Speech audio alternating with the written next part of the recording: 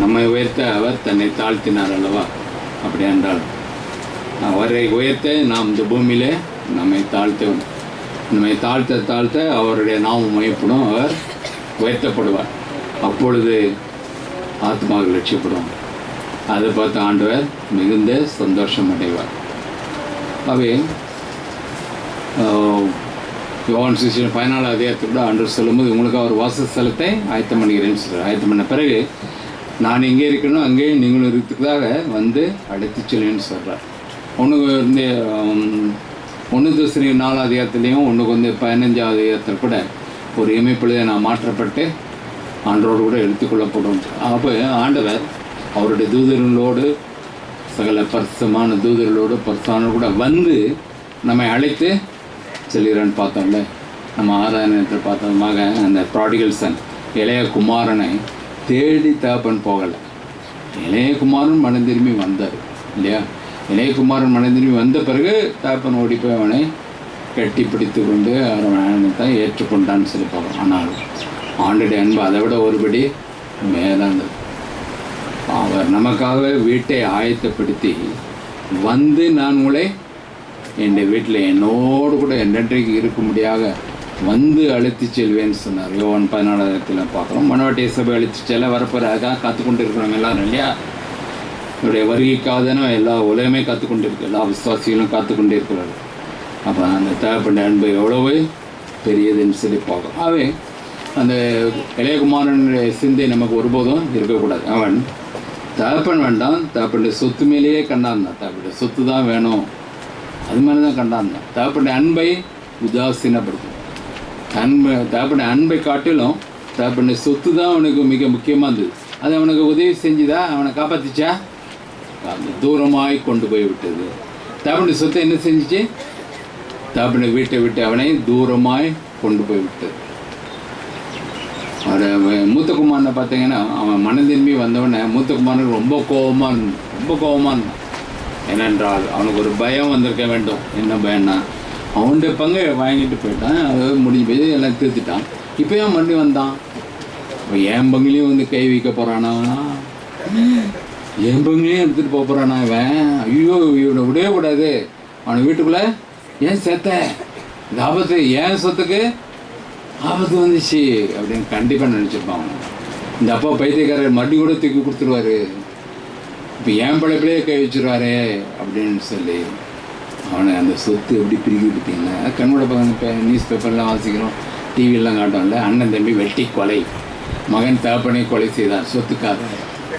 அது மாதிரி தகப்பன் மகனை கொலை செய்தான், கணவன் மனைவி கணவனை கொலை செய்யணும், நிறைய வருதில்ல பேப்பரில் எல்லாம் பார்த்தீங்கன்னா. திருடன் கூட ஒரு அம்மா கழுத்து இருக்க செங்கலை தரமாட்டேன்னு சொன்னாங்க, ஆனால் வெட்டி எடுத்துகிட்டு போயிட்டான் அப்படின்லாம் பார்ப்போம் இல்லையா?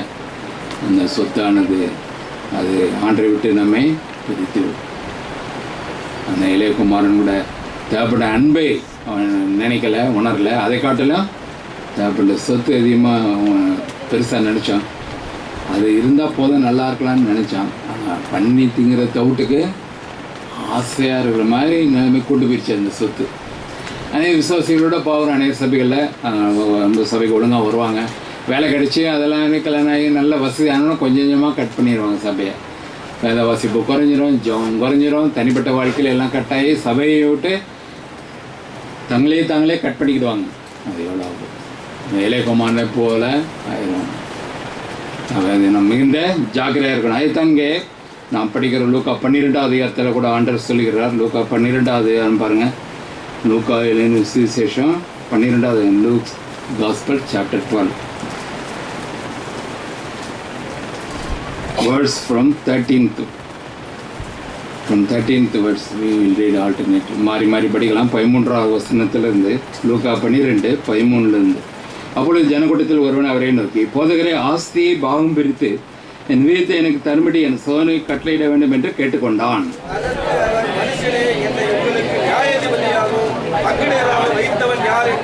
பின்பு அவர் அவரை நோக்கி, பொருளாசை குறித்து எச்சரிக்கையாயிருங்கள். என்னில் ஒருவனுக்கு எவ்வளவு திரளான ஆசை இருந்தாலும் அது அவனுக்கு ஜீவன் அல்ல என்றார்.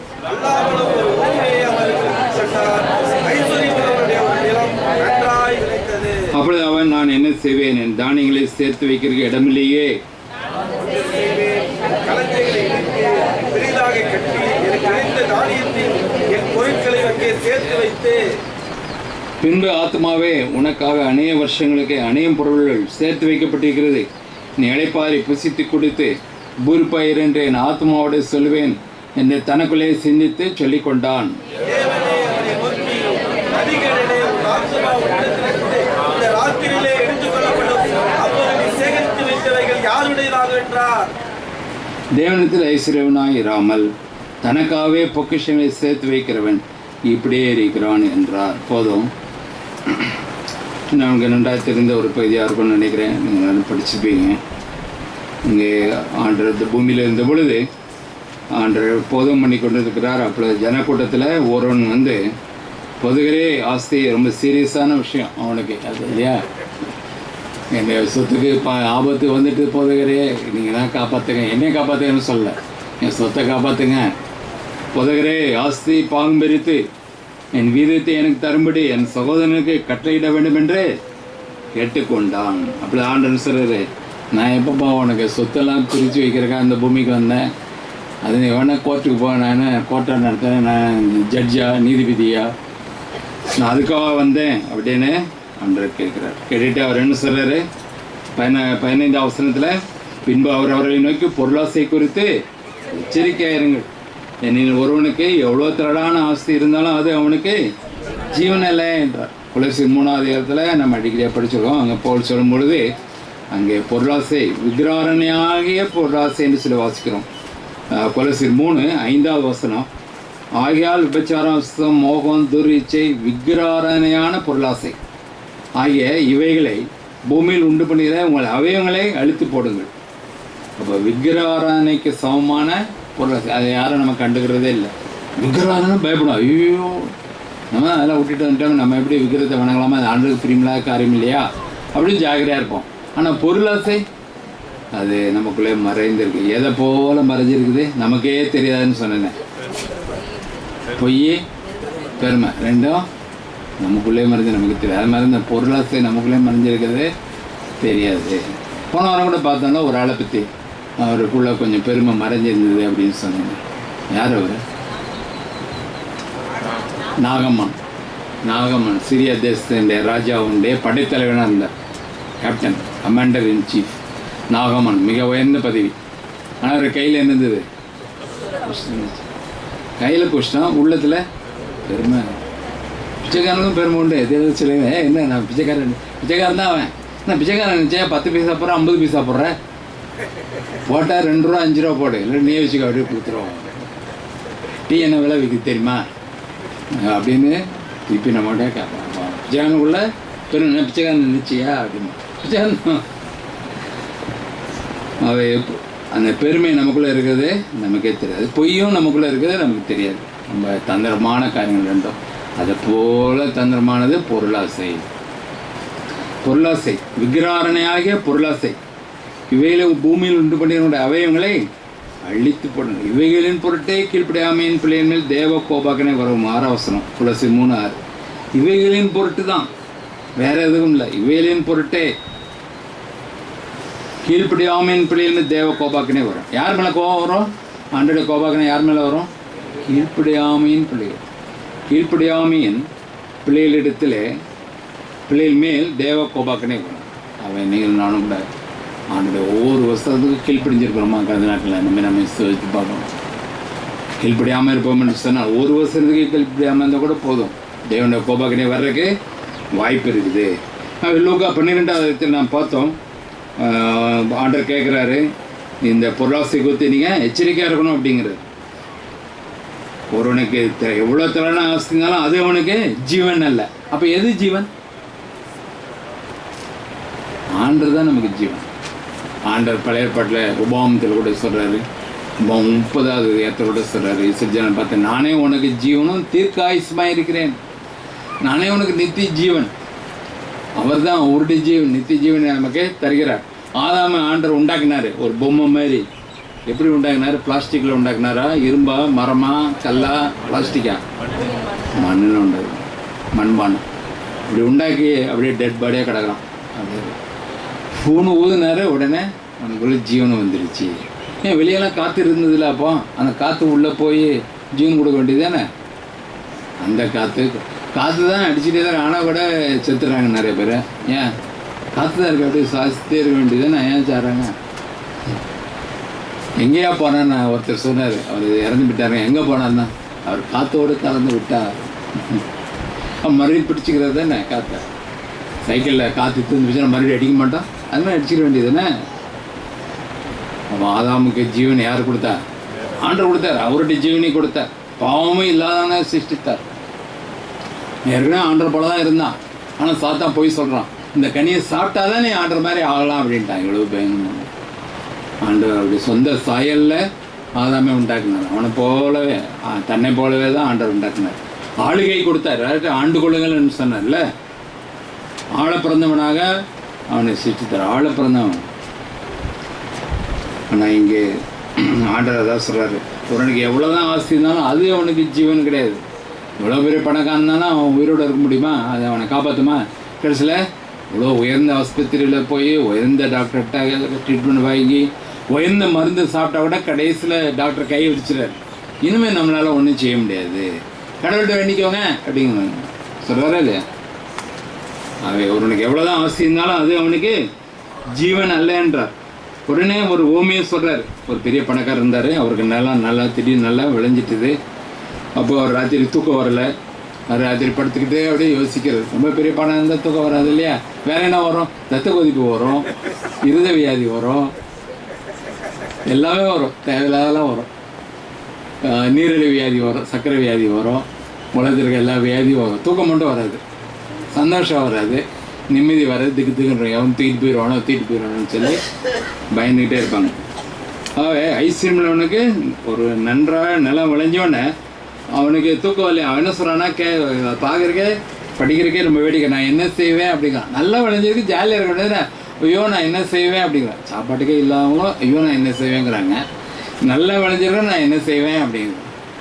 அங்கே அப்படி தான் வருது. நான் என்ன செய்வேன், என் களஞ்சிகளை இடித்து பெரிதாக கட்டி எனக்கு விளைந்த முதல்ல சொல்கிறான், நான் என்ன செய்வேன், என் தானியங்களை சேர்த்து வைக்கிறதுக்கு இடம் இல்லையேன்னு சொல்கிறான். அடுத்த வருஷம் நான் ஒன்று செய்வேங்கிறான். ஒன்று எனக்கு தெரிஞ்சு போச்சு, ஒன்று செய்வேன், என் கோடவுன்லாம் இடித்து பெருசாக கட்டணும். முதல்ல நான் என்ன செய்வேன்னு சொல்கிறான். அதுக்கப்புறம் நான் ஒன்று செய்வேன்னா ஆர்டர்கிட்ட ஒப்பு கொடுக்குறேன்னு சொன்னால் எவ்வளோ நல்லா இருந்திருக்கும். ஆனால் நீங்கள் பார்த்துக்கோங்க அப்படி சொல்லியிருந்துருக்கணும். நீங்கள் தான் விளைச்சல்லாம் கொடுத்தீங்க, நமக்கு ஸ்தோத்திரம், நீங்கள் பார்த்துக்கோன்னு சொல்கிறதுக்கு பதிலாக என்ன சொல்கிறான், நான் ஒன்று செய்வேன், என் களஞ்சிகளை இடித்து பெரிதாக கட்டி எனக்கு விளைந்த தானியத்தெல்லாம் அதை சேர்த்து பத்திரமா சேர்த்து வைத்து. இதெல்லாம் ராத்திரி ஓடிட்டு இருக்குது, ரீல் ஓடுது. ராத்திரி தூக்கத்தில் பேசுகிறார், என் ஆத்மாவே உனக்காக அநேக வருஷங்களுக்கு அநேக பொருள். அது எப்படி அங்கே வண்டு வராது? கொஞ்சம் இந்த எஃப்சி கோடனில் போய் பாருங்கள், ரேஷன் கடையில் கொடுக்குறாங்க. எவ்வளோ வண்டு கண்டு புழுலாம் ஓடுது, எல்லா ஜீவராசிகளும் அதுக்குள்ளே ஓடுது. கொஞ்ச நாள் சேர்த்து வச்சுருந்தாலே கோடனில் இந்த வச்சுருந்தா. அப்போவே இவனுக்கு பூச்சி மருந்துலாம் இருந்துச்சா என்னன்னு தெரியல. பூச்சி மருந்து போடுறது அநேக வருஷங்களுக்கு அநேக பொருளை நான் சேர்த்து வைத்திருக்கிறேன், நீ இழைப்பாரு புசித்து கொடுத்து பூரிப்பாயிருன்னு சொல்லிக்கிட்டே தூக்கம் இல்லாமல் இருக்கிறான். தூக்கம் வரல அவனுக்கு, சொல்லிக்கிறான். சந்தோஷமாக இருக்கா, உண்மையாக சந்தோஷமாக இருக்க. ராத்திரிலாம் அவனுக்கு தூக்கமே வரல என்று என் ஆத்மாவோட சொல்லுவேன் என்று தனக்குள்ளே சிந்தித்து கொண்டானான். அந்த சிந்தனை ஆண்டவர் அறிகிறார். பார்த்தீங்களா? ஆண்டவர் நம்முடைய இதயத்தின் சிந்தனையெல்லாம் அறிந்திருக்கிறார். மற்றவங்களுக்கு தெரியும் நம்ம இதயத்தில் என்ன ஓடிட்டு இருக்குது, இங்கே உள்ளே என்ன ஓடிட்டு இருக்கு. காலை எந்திரிக்கும் போது யாரை ஏமாற்றலாம், யாரை கெடுக்கலாம், யாரை கொலை செய்யலாம், யாரை திருடலாம், யாரை கவுத்தலாம், யாரை காலை வாரி விடலான்னு நினைக்கிறான்ல. மற்றவங்களும் தெரியாது, ஆனால் ஆண்டவருக்கு தெரியும். அதனால் தேவன் அவனுடைய இதயத்தின் யோசனைலாம் அறிந்து அவர் என்ன சொல்கிறாரு, மதிகேடனே. எடுத்தவுடனே முதல் வார்த்தை மதிகேடனே, உன் ஆத்மா உன் எடுத்து இந்த ராத்திரியில் எடுத்துக்கொள்ளப்படும். இன்னைக்கு ராத்திரி நீ சேர்த்துட்டேன்னா, நீ சேர்த்து வைக்க போறேன்னு சொன்னேன் கோடவுனில், அதெல்லாம் யாருக்கு சொந்தம், யாருக்கு சொந்தமாகும்? இந்த இரவில் உன் ஆத்மா எடுத்துக்கொள்ளப்பட்டால் நீ சேகரித்தவர்கள் யாருடையதாகும் என்று ஆண்டவர் கேட்டாங்க. ஆனால் பார்த்து என்ன சொல்கிறாரு, மதிகேடனே சொல்கிறார்.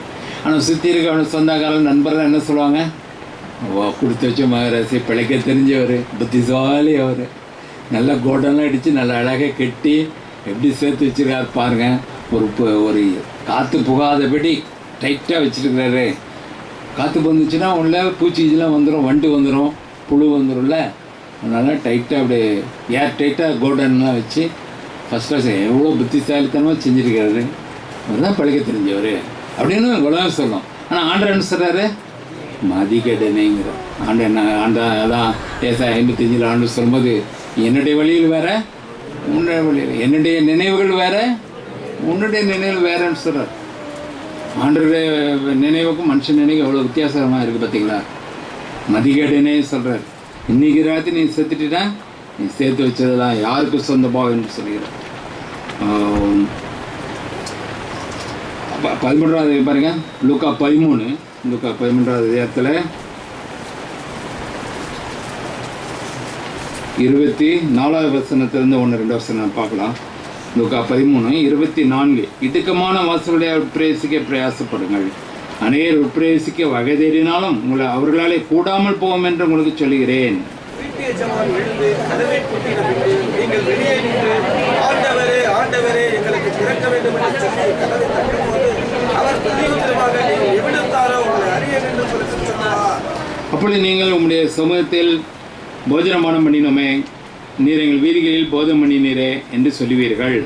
ஆனாலும் அவர் நீங்கள் எவ்விடத்தாரோ உங்களை அறியேன், அக்கிரமக்காரர்கள் எல்லோரும் என்னை விட்டு அகன்று போங்கள் என்று சொல்லுவார் என்று உங்களுக்கு சொல்லுகிறேன். நீங்கள் ஆபிரகாமையும் ஈசாக்கையும் யாக்கோபையும் சகல திக்தேசிகளையும் தேவனுடைய ராஜ்யத்தில் இருக்கிறவர்களாகவும் உங்களையோ புறம்பே தள்ளப்பட்டவர்களாக காணும்போது உங்களுக்கு அழுகையும் பற்கடிப்பும் அங்கே உண்டாயிருக்கும்.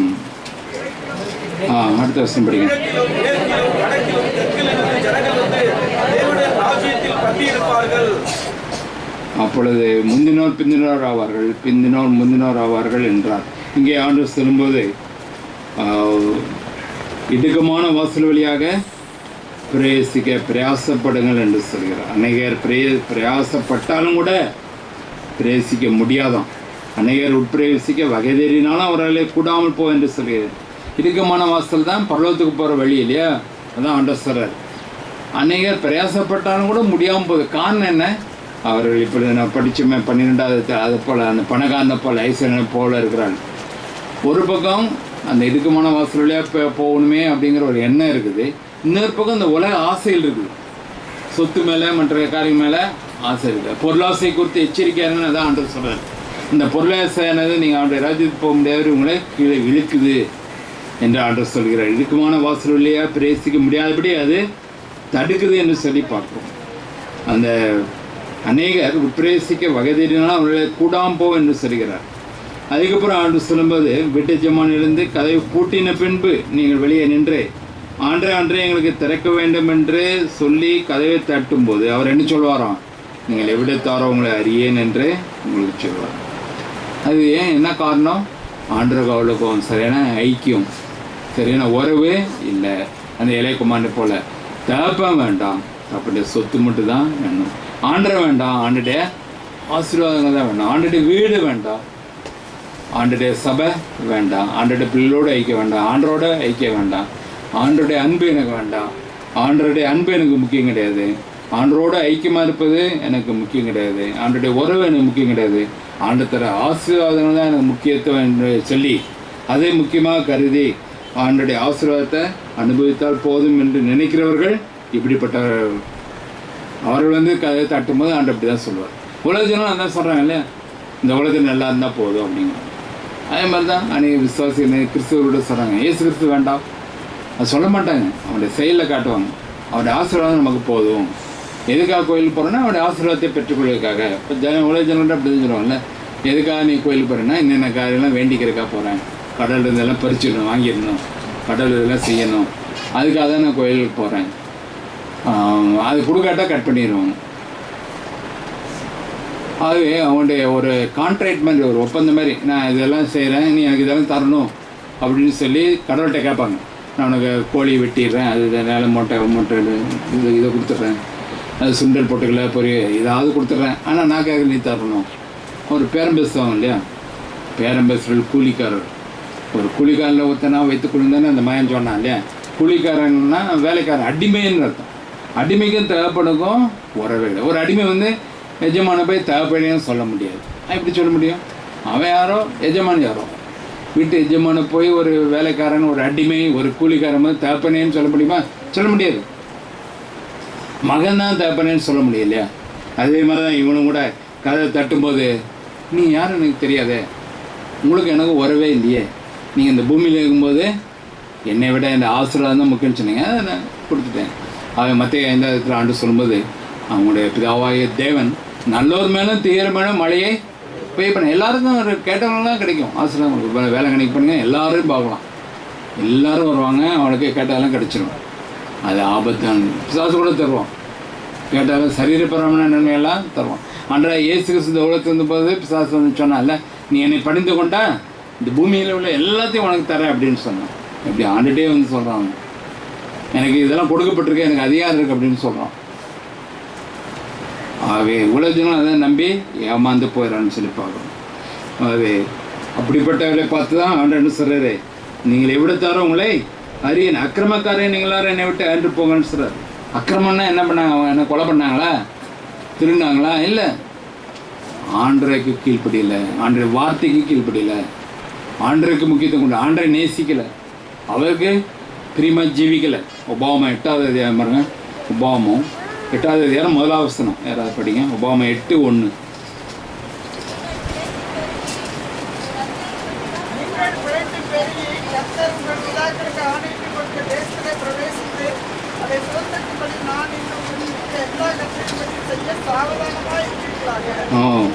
அவே நீங்கள் பிழைத்து பெருகி உங்கள் பிதாக்களுக்கு ஆணையிட்டு கொடுத்த தேசத்தில் பிரவேசித்து அதை சுதந்திரிக்கும்படி.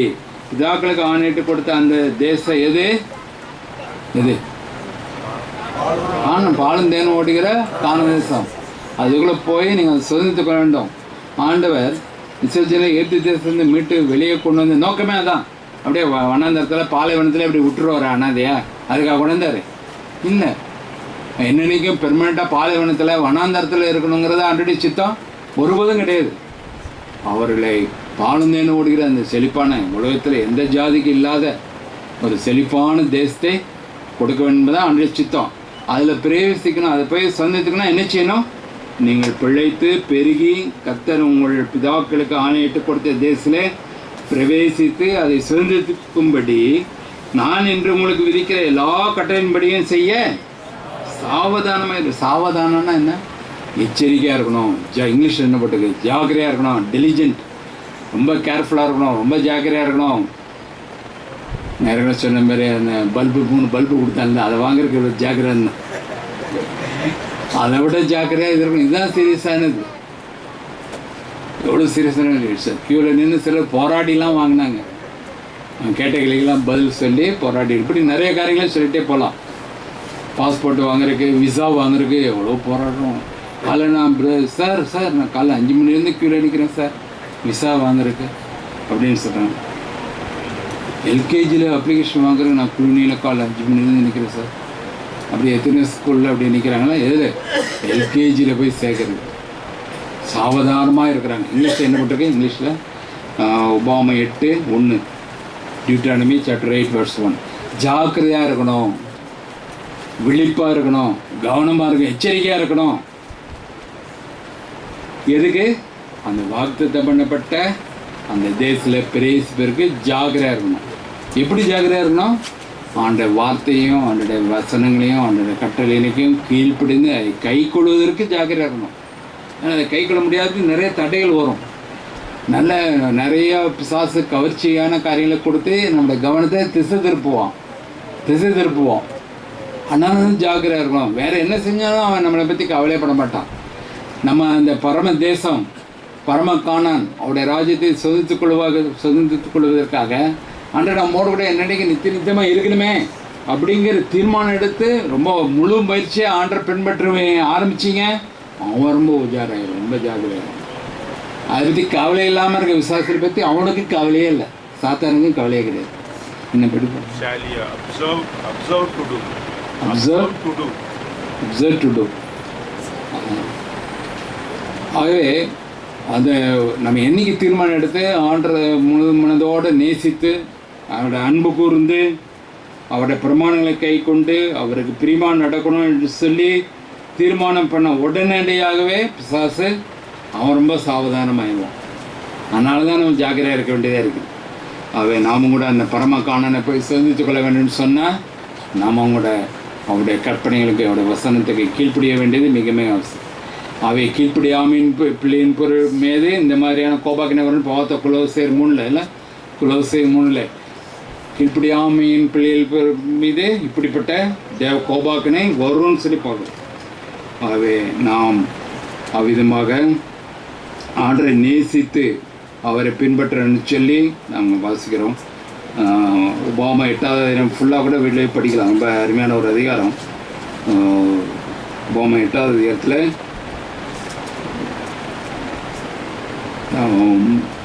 6வது வசனம். 6வது வசனம் படிங்க. 6. ஆயாலும் தேவனாகிய கர்த்தருடைய வழிகளில் நடந்து அவருக்கு பயப்படும்படிக்கு அவருடைய கற்பனைகளை கைக்கொள்ளவல்லவா. ஆகவே உன் தேவனாய கர்த்தருடைய வழியில் நடந்து அவருக்கு பயப்படும்படிக்கு அவருடைய கற்பனைகளை கைக்கொள்ளணும். அவை நாம் அவருக்கு பயப்படுவோம்னு சொன்னால் நிச்சயமாக அவருடைய வசனத்துக்கு நாம் கீழ்ப்படிவோம். அவருடைய வசனத்துக்கு முதல் முக்கியத்துவம் கொடுப்போம்.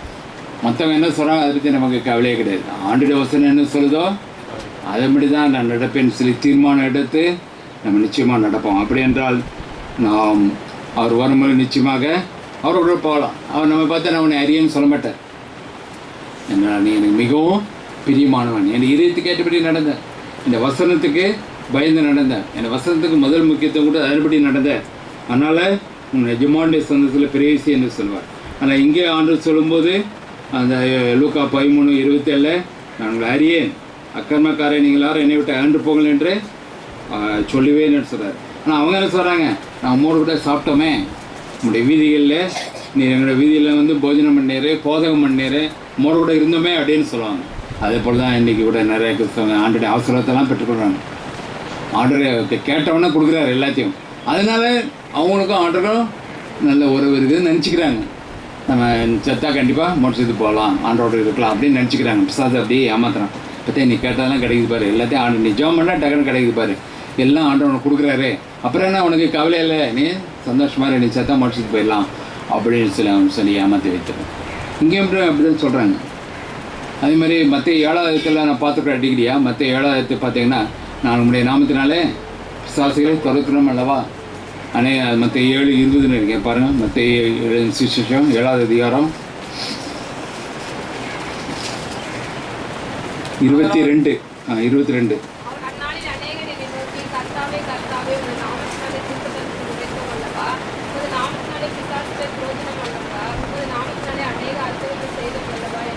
அடுத்தது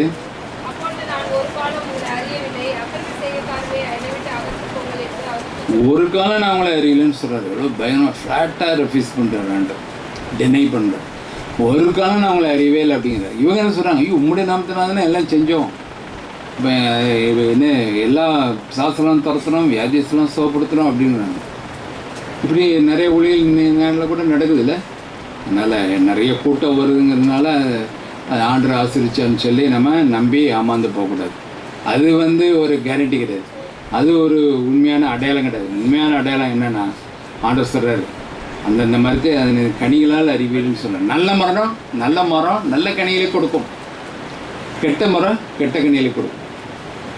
நல்ல மரம் ஒருபோதும் கெட்ட கனிகளை கொடுக்காது, கெட்ட மரம் ஒருபோதும் நல்ல கனிகளை கொடுக்காது.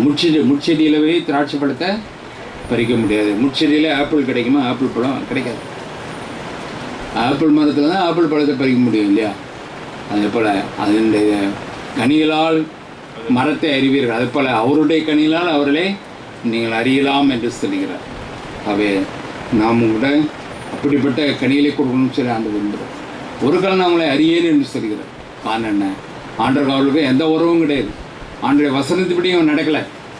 தங்களுக்கு பேர் புகழ்வதற்காக பணம் சம்பாதிக்காக அவர்கள் தங்களுடைய சொந்த முயற்சியிலே செய்திருக்கிறார். ஆண்டவர் விதமாக அவர்களை முற்றிலுமாக நிராகரிக்கிறதை நாம் பார்க்குறோம். உபாகமம் 30வது அதிகாரத்தில் நான் சொன்ன அந்த வசனம் கூட இருக்கு. 30வது அதிகாரம் பாருங்க. உபாகமம் 30வது அதிகாரம் கடைசி வசனம்.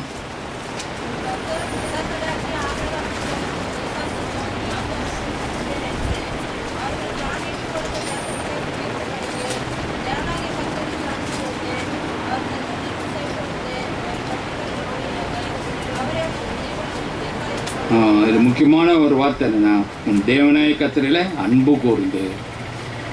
கர்த்தர் உன் பிதாக்களை ஆபிரகாமுக்கு ஈசாக்கும் யாக்கோபுக்கு கொடுப்பேன் என்று அவர்களுக்கு ஆணையிட்டு கொடுத்த தேசத்திலே குடியிருக்கும்படிக்கு ஆணையிட்டு கொடுத்த தேசம் எது? கானான் தேசம். அதில் குடியிருக்குன்னா நீ என்ன செய்யணும்? அந்த கொடுத்த தேசத்தில் குடியிருக்கும்படிக்கு நீ என்ன செய்யணும்? உன் தேவனாய கர்த்தரில் அன்பு வந்து. That is the first qualification, first condition, essential, first requirement. தேவனாய கர்த்தரில் அன்பு வந்து. ஆண்டவர் கூட சொல்கிறல, இந்த உலகத்தில் இருக்கும்போது ஆண்டரா இயேசு இந்த உலகத்தில் இருக்கும்போது ரெண்டு கற்பனை தான் முக்கியமானது, பிரதானமானது. ஒன்று வந்து உன் தேவனாய கர்த்தரை முழு ஆத்மாவோடும் முழு இடத்தில் முழுபடுத்த அன்புருவாயம் ஒன்று. அடுத்தது நீ உன்னை நேசிப்பது போல பிறனை நேசி. இதிலே எல்லாம் அடங்கி போச்சுப்பா அப்படிங்கிறது. அப்போ நம்ம எவ்வளோ தூரம் ஆண்டரை நாம் நேசிக்கிறோம், நம்ம எவ்வளோ தூரம் ஆண்டரை நேசிக்கிறோங்கிறதுக்கு டெஸ்ட் இது நம்முடைய வாழ்க்கை தான்.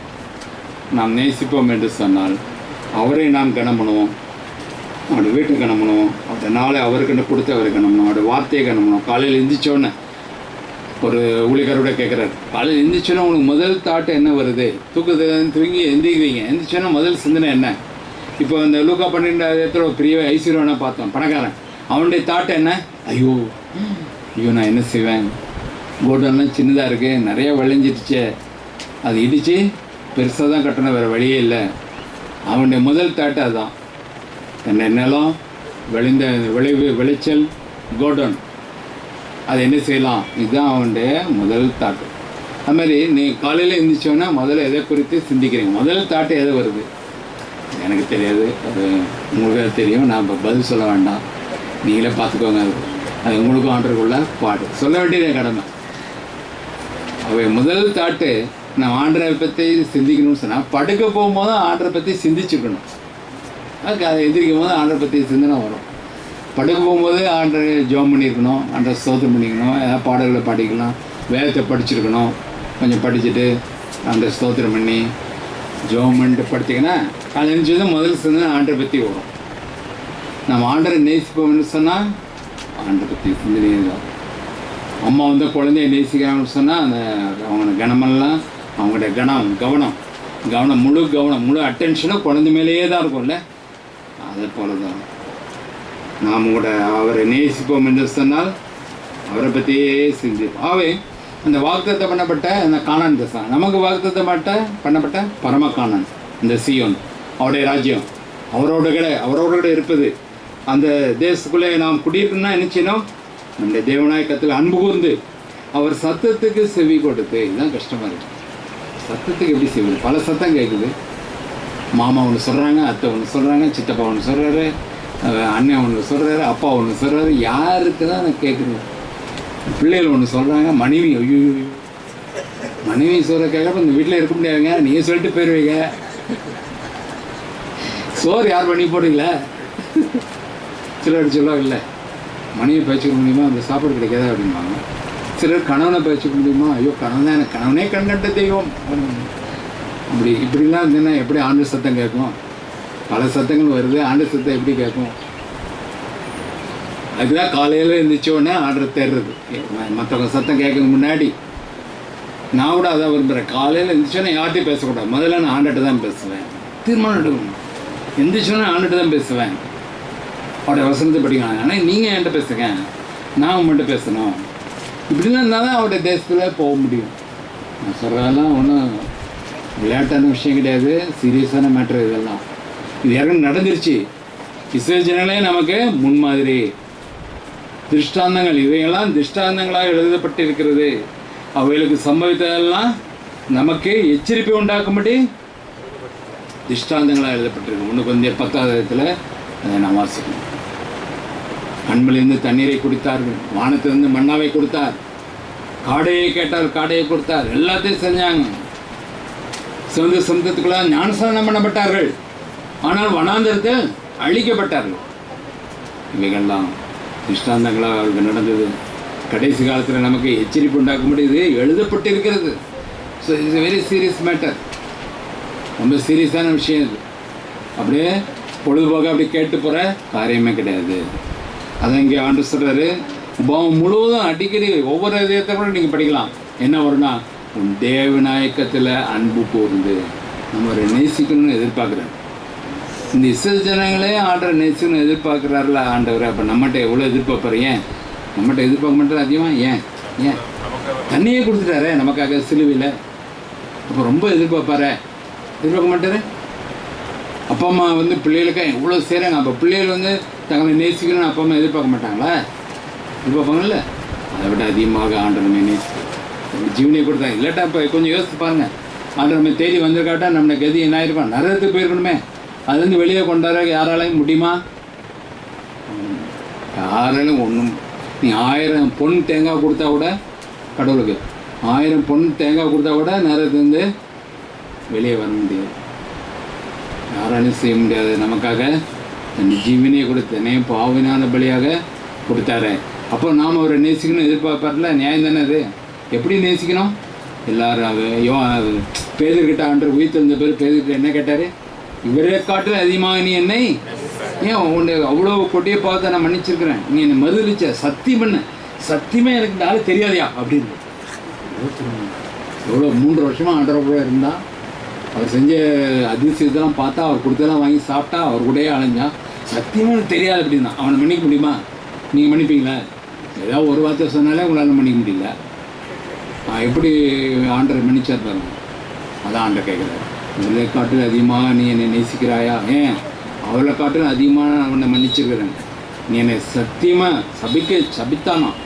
சத்தியமாக இந்த ஆள் எனக்கு தெரியவே தெரியாது அப்படின்னு சொன்னான். அப்படிப்பட்ட உன்னை நான் மன்னிச்சிருக்கிறேன், நீ என்னை நேசிக்கிறாயா அப்படின்னு கேட்குறாரு. இன்றைக்கி உங்களையும் என்னையும் கூட பார்த்து கேட்குறாரு, என்னையும் கூட கேட்குறாரு. யாருமே விதிவிலக்கு கிடையாது. அவரோட அன்பினால நம்ம தொடப்பட்டிருப்போம் என்று சொன்னால். இப்போ பாட்டு பாடணும்ல, உன்னை உயர்த்த என்னை தாழ்த்த, தாயுள்ளந்தான் அவருடைய அன்பு. அடுத்த நேரத்தை தந்தை போலையும் அவர் நம்ம நேசிக்கிறார். தந்தை போல அவருடைய அன்பு மாறாதது, இவ்வளோவா நேசிக்கிறார். அப்போ அவரோட நீங்கள் வேறு யாருக்கு முக்கியத்துவம் கொடுக்க போகிறீங்க? அப்போ அவங்க பின்னாடி போங்க. நான் சொல்ல ஆண்டவர் சொல்லுவது, அவங்க பின்னாடி போனால் எங்கே போவீங்க? நிறைய தான் போகணும். அவங்க எங்கே போகிறான்னு நான் தான் போவீங்க. ஆண்டவர் அறியாதவங்களுக்கு பின்னாடி நீங்கள் போனீங்கன்னா அவங்களுக்கு முக்கியத்துவம் கொடுத்து அவங்க பின்னாடி போனால் அவங்க எங்கே போகிறாங்களோ அதான் நம்ம போகணும் இல்லையா? அவங்க எங்கே போகிறாங்கன்னு உங்களுக்கு தெரியுமில்ல. ஆண்டவர் அறியாதவங்க, ஏற்றுக்கொள்ளாதவங்க, அப்போ அவங்களுக்கு முக்கியத்துவம் கொடுக்கலாமா? அவங்கள பயக்க வேண்டாம், வெறுக்க வேண்டாம். ஆனால் முதல் முக்கியத்துவம் ஆண்டவர் தான். அவருக்கு தான் நான் கீழ்ப்படியான். உன்னை பிரியப்படுத்த வேண்டிய அவசியம் கிடையாது, ஆண்டவர் தான் நான் பிரியப்படுத்தேன். அதான் தான் ஆண்டவர் சொல்கிறார், முழு இதயத்தோடும் முழு ஆத்மாவோடும் முழு பலத்தோடு நீ நேசிக்கிறாயா?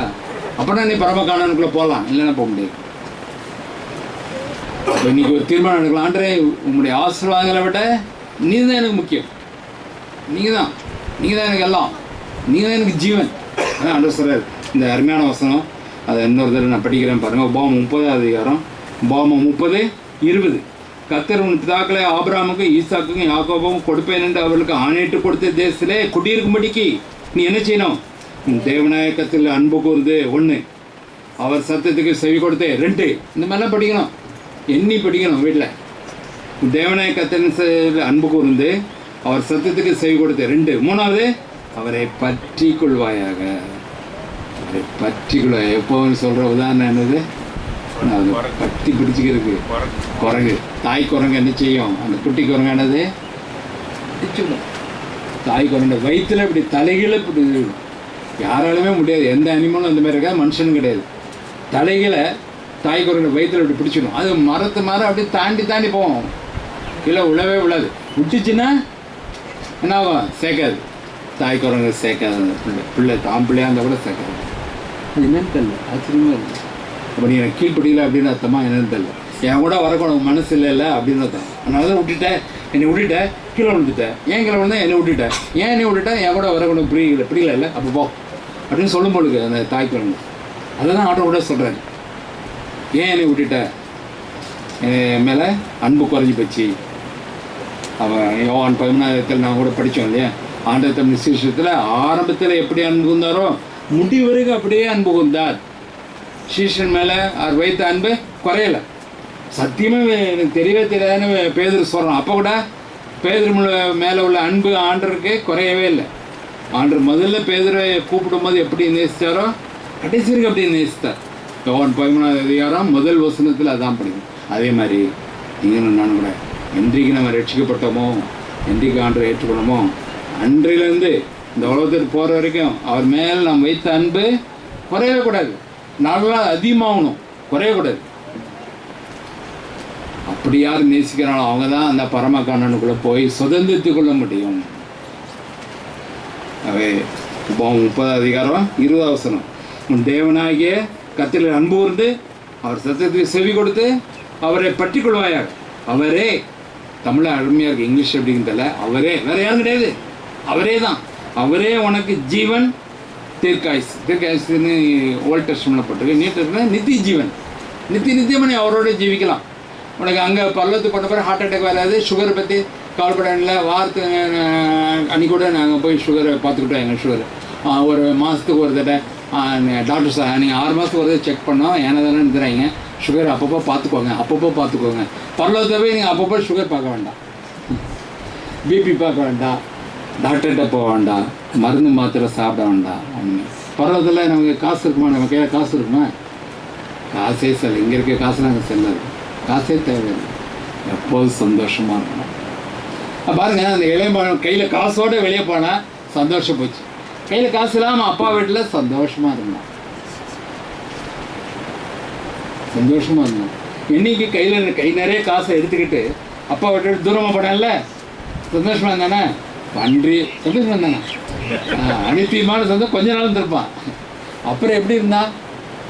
அதான் ரியாலிட்டி, அதான் உண்மை. எப்படி இருந்தான்? ஐயோ, இந்த பண்ணி திங்குது, நான் பசியாக இருக்கிறேன், பண்ணி எனக்கு கொஞ்சம் தரமாட்டியா அப்படின்னு கேட்டுருவான். தவிட்டு நம்ம சாப்பிட முடியும்? நீங்கள் தவிட்டு சாப்பிட்ருக்கீங்க? நான் சாப்பிட்றது எப்படி சாப்பிட்றது? அது பண்ணி வாய் வச்சு தவிட்ட போய் எல்லாத்தையுமா தனியாக ஒரு தவிடுந்தா கூட கொஞ்சம் டேஸ்டாக பண்ணிப்பாங்களே, என்ன சேர்த்து வயிறு எரியுத பசினால. பண்ணி வாய் வச்ச பிறகு அந்த தவிட்ட போய் அதோட செத்துடலாம். இவ்வளோ பிரதான நிலைக்கு வந்துட்டான் பார்த்தீங்களா? அதனால் பரலோகத்தில் நமக்கு காசே தேவையில்லை.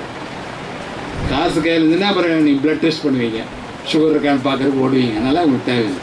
தேவைப்பட்ட வீட்டில் எப்போதும் சந்தோஷமாக இருக்கலாம், எல்லாம் ஏராளமாக இருக்குது, எல்லாம் இலவசம். அவன் தேவைப்பட்ட வீட்டுக்கு போகிறதுக்கு இப்பொழுது ஆண்டவர் நம்மை ஆயத்தப்படுத்துகிறார். இந்த ஒரே ஒரு சந்தா பாடிட்டு நம்ம ஜெபத்துக்கு அதே பாடுறது தான். 837 2வது சனம் 3வது சனத்தை பார்க்கலாம். 2, 3. உன் மீறுதற்காய் இயேசு காயப்பட்டார், உன் அக்கிரமங்களுக்காய் இயேசு நொறுக்கப்பட்டார், உனக்காய் இயேசு காயங்கள் பட்டார், உன் அக்கிரமங்களுக்காய் இயேசு நொறுக்கப்பட்டார், உனக்காகவே அடிகள் பட்டார், உன்னை உயர்த்த தன்னை தாழ்த்தினார், உனக்காகவே அடிகள் பட்டார், உன்னை உயர்த்த தன்னை தாழ்த்தினார், உன்னை உயர்த்த தன்னை தாழ்த்தினார். இயேசு கிறிஸ்துவின் அன்பு என்றும் மாறாதது, இயேசு கிறிஸ்துவின் மாறா கிருபை என்றும் குறையாதது, இயேசு கிறிஸ்துவின் மாறா கிருபை என்றும் குறையாதது. தாயுள்ளம் தான் என்னை தேற்றுதையா, உன் அன்புள்ளம் தான் என்னை தாங்குதையா, தாயுள்ளம் தான் என்னை தேற்றுதையா, உன் அன்புள்ளம் தான் என்னை தாங்குதையா, கிருபையாக நடத்திடுவான், இயேசுவை நம்பி நீ வந்திடுவாய், கிருபையாக நடத்திடுவான், இயேசுவை நம்பி நீ வந்திடுவாய், இயேசுவை நம்பி நீ வந்திடுவாய். இயேசு கிறிஸ்துவின் அன்பு என்றும் மாறாதது, இயேசு கிறிஸ்துவின் மாறா கிருபை என்றும் குறையாதது, இயேசு கிறிஸ்துவின் மாற கிருபை என்றும் குறையாதது. இயேசு கிறிஸ்துவின் அன்பு. அந்த பரமக்கானனை நமக்காக ஆண்டவர் வாக்குத்தத்தம் பண்ணியிருக்கிறாரு. அந்த பரமக்கானல நம்ம எல்லாரும் அங்கே இருக்கணும். அது அவருடைய ஆசை வாஞ்சை. அதுக்காகவே அவர் சிலுவிலே நமக்காக பலியானார். அந்த பரமக்கானனை நாம் சுதந்தித்துக் கொள்வதற்காக அவர் பலியானார். அவ்வளோ பெரிய அன்பு. அந்த அன்பை உணர உணர நாம் அவர் மேல் வைக்கிற அன்பை நிச்சயமாக அதிகமாகவே தவிர ஒருபோது அது குறையவே குறையாது. வாழ்க்கையில் என்ன வந்தாலும் பரவாயில்ல, நான் என்னைக்கு சந்தோஷமாக அவரோட இருப்பேன். அவரே எனக்கு தீர்க்காய்ச்சி, அவரே எனக்கு நித்திய ஜீவன், அவரே என்ன பலன், அவரே எனக்கு கீதம். அவங்க எல்லாம் இலவசம் என்னுடைய ராஜ்யத்தில். என்றென்று சந்தோஷமாக இருக்கலாமே, அதுக்காக நான் எல்லாவற்றையும் இந்த பூமியிலே இழந்து போகலாம். ஆனால் தான் போல் சொல்லும்போது எனக்கு ஒரு காலத்தில் ரட்சிக்கப்படுறதுக்கு முன்னாடி ஏதாவது லாபம்னு நினைத்து கொண்டதுன்னு அதெல்லாம் இறுக்கி பிடிச்சிட்டு இருந்தார். அதெல்லாம் நஷ்டம் குப்பை என்று விட்டு விட்டேன். ஏனண்டா அங்கே பரமக்கானல்ல அழியாத மகா பெரிய காரியங்கள் அவர் உண்டு பண்ணின. மனுஷனை கண்ணை காணவும் இல்லை, மனுஷனை இருத்தில் தோன்றதும் கிடையாது. அப்படிப்பட்ட ஆச்சரியமான காரியங்கள் எனக்காக வைத்துக்கிறார். அதோடு ஒப்பிடும்போது இந்த பூமியில் இருக்கிறதெல்லாம் எனக்கு தூசி குப்பை மாட்டுச்சாணி அப்படிங்கிறார். சாணி டங், அது ஒன்றுமே இல்லை அப்படின்னு சொல்கிறார். அதை பிடிச்சிட்டுங்கன்னா அது கிடைக்காது அப்புறம். அதனால தான் அந்த பூமி கூட ஆண்டர் சொல்கிறார், ஐசிவான் பிடித்து கொண்டு என்ன செய்ய ராத்திரி ஒன்று தூக்கமே வரல, களஞ்சியத்தை இடித்து பெருசாக காட்டணும் அப்படிங்கிறான். ஆண்டவனை பார்த்து மதிக்கேடனே அப்படிங்கிறார். அவன் உதவி செய்வாராக. இன்னும் எதாவது பிடிச்சி வச்சுக்கிட்டு இருக்கோமா அதெல்லாம் உதறி தள்ளலாம். நீங்கள் எனக்கு போதும், நீங்கள் தான் எனக்கு முக்கியம். உம்மிடத்துலேருந்து வர ஆசீர்வாதங்களை காட்டிலும் நீங்கள் தான் எனக்கு முக்கியம். இந்த தர ஆசீர்வாதம் அநித்தியமானது. பரலோகத்தில் ஆண்டவர் நமக்காக வைத்திருக்க ஆசீர்வாதம் நித்தியமானது இல்லை. அதை யார் பற்றிக்கொள்வாங்க அவங்க தான் புத்திசாலிகள். அவங்க தான் புத்திசாலிகள். அந்த ஐஸ்வர்யவான் மற்ற உலக ஜனங்களும் அவனை புத்திசாலின்னு சொல்லியிருப்பாங்க. ஆனால் ஆண்டவர் அவனை பார்த்து என்ன சொன்னார், மதிகேடனேன்னு சொல்கிறார். அவன் அந்த மாதிரி நம்ம பார்த்து ஆண்டு சொல்லக்கூடாது. நம்ம மூலமாக ஆண்டவர் அர்ப்பணிக்கலாம். ஆண்டு பந்தியில் பங்கு பெற போகிறோம். ஆண்டு சத்தத்துக்கு கீழ்படுகிறோமா, அவரை நேசித்து அவர் சத்தத்தை கீழ்படிந்து அவரை பற்றி கொள்ள வேண்டும். 3 காரியங்கள். தேவநாயகத்தில் அன்பு கூர்ந்து அவருடைய சத்தத்தை கீழ்ப்படிந்து அவரை பற்றி கொள்ள வேண்டும். அதை செய்வோம். ஆண்டவர் உதவி செய்வாராக. நம்ம அர்ப்பணித்து ஜெபம் பண்ணுவோம்.